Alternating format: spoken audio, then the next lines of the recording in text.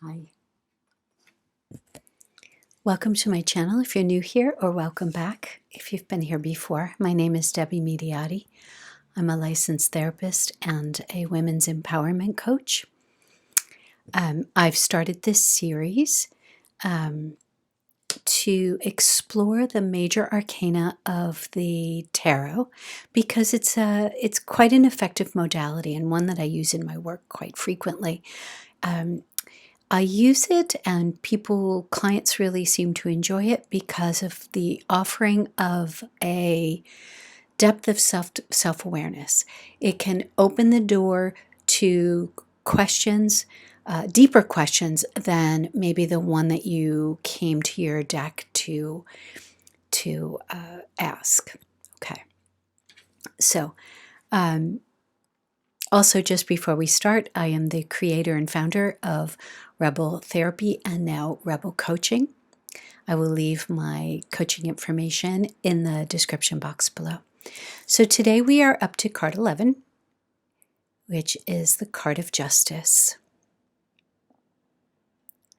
Take a moment, find your seat, and just spend a moment looking at the card, letting the images wash over you.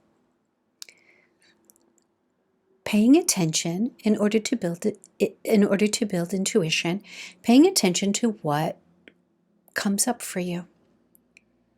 What are the things that you see immediately?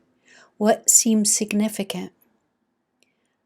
What thoughts or images come to you? As with all of these cards, there's a ton of symbolism. We see a woman with a crown. She's got a raised sword. She's got the scales. She appears to have someone of autocracy and someone of a lower class, certainly socioeconomically, in front of her. Okay, so justice. Justice is the card of Libra. So as someone with a sun sign in Libra, I can tell you that the representations here are quite on point as far as the energy of a Libra. So at first glance, what we're looking at is a card of balance, seeking balance. The sword of truth pointed straight up into the air, and the scales. And we have what appears to be someone of wealth and someone not of wealth in front of this woman.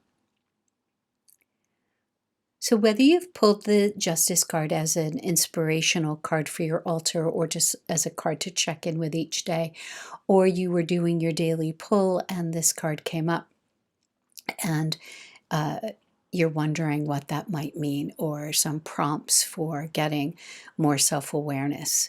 So at its core, if your question was about something involving a legal situation and the Justice card comes up and it comes up upright, then you can assume that your situation is likely to resolve favorably. Now, whether that means favorably to you or favorably just in that it comes to its natural conclusion or whatever, it's likely to end in a favorable way.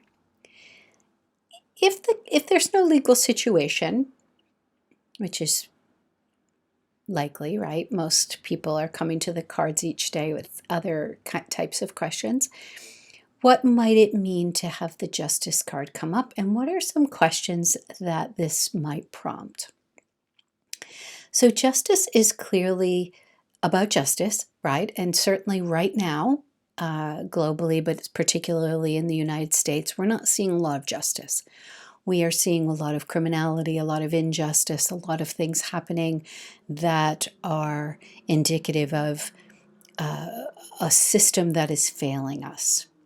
So it could just speak to the external environment that we're currently in, that you're currently struggling with, as we are all struggling with. On a personal, if we can extract the personal from the political just for a moment, on a personal, more internal level, the Justice card is asking you, is there a place? So it's sort of the connection point between the material and the spiritual. It's also a connection point between awareness and action. Is there a place, or the question that you've come to your cards about, is this a call to action for you? Is there some place in your life where you need to sort of balance the scales, if you will? Is there a place where you need to take some action to put things back into balance? Is there do you have a blind spot that you are unaware of, or that you have an inkling about but you haven't quite explored just yet? So what do I mean by that? Is there something that is out of balance for you that let's say, for example, you've had a falling out with someone and you've been hanging on to it, ruminating, unable to forgive and forget and move on. Is there a call to action? Is there something that needs to be said, perhaps, that you've been avoiding because you hate conflict? Because it feels like, why bother? This person never understands anyway. Perhaps it's time to think about, consider whether or not it's time for some forgiveness, whether that's a direct conversation, whether that's all internal work that you need to do to balance out your feelings of betrayal and anger and rage, hurt, whatever it might be, and balance that with understanding and forgiveness, which again does not mean you have to go to the person and say, you know what, it's all fine that you treated me poorly or that you took me for granted or whatever it is. This could be purely internal. So the Justice card may be saying, is there an inequity? Is there an imbalance within you with regard to this situation?